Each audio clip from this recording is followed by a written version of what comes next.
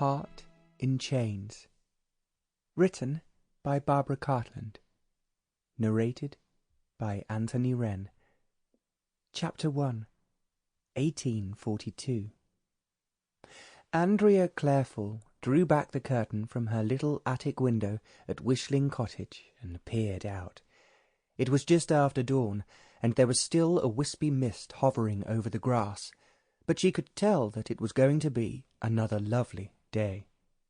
If she could hang the washing out in the garden this morning, it would be dry by noon.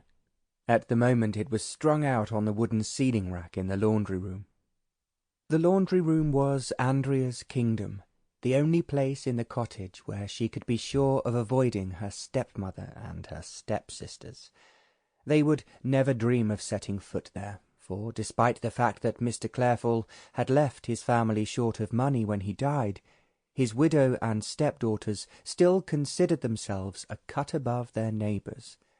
Housekeeping of any sort was most definitely not for them, under any circumstances. Andrea herself had no such thoughts. She accepted the fact that they had come down in the world. It did not matter to her. Very little mattered since she had lost her beloved papa. She had sat by her dying father day and night, and knew how bitterly he regretted his second marriage, and how deeply he despaired at allowing Andrea's stepmother to fritter away so much of his modest fortune. "I have let you down, my dear child," he would cry. "I'm leaving you with nothing." Andrea would protest vigorously, tears in her eyes at the thought of her father passing from her life. "No, papa. You are leaving me with many happy memories.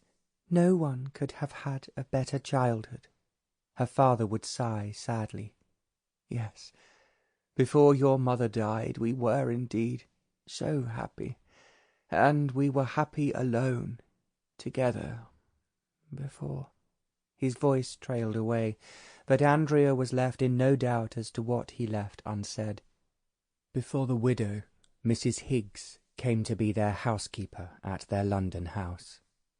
Before her dedicated campaign began to win the affections of her employer was successful, and before she convinced Mr. Clerefall that what his 15-year-old daughter Andrea needed most was to be sent away to school, and well before Andrea was summoned home for good to find that Mrs. Higgins had become the second Mrs. Clerefall, and had brought her two daughters, Avis and Evadne, to live with their new stepfather. Andrea frowned. Her stepsisters had perhaps been the greatest shock of all. Even her father, a man too benevolent of spirit for his own good, could find very little that was positive to say about them. They were spiteful, sullen, and unpleasing to the eye, with pasty complexions and waves of mouse-brown hair. But Mrs. Clerefall thought a great deal of them, and this was why they thought a great deal of themselves.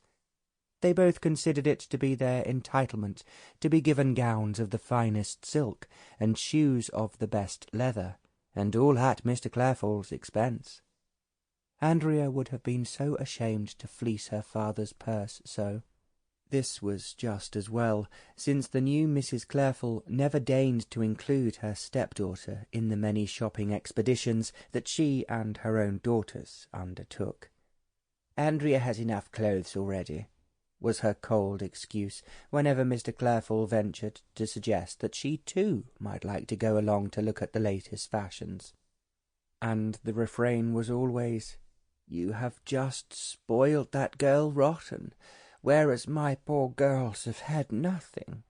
Andrea knew this to be true. Mrs. Clerefall's first marriage to Mr. Higgs had been a poor one, and Avis and Evadne had no— Sample complete. Ready to continue?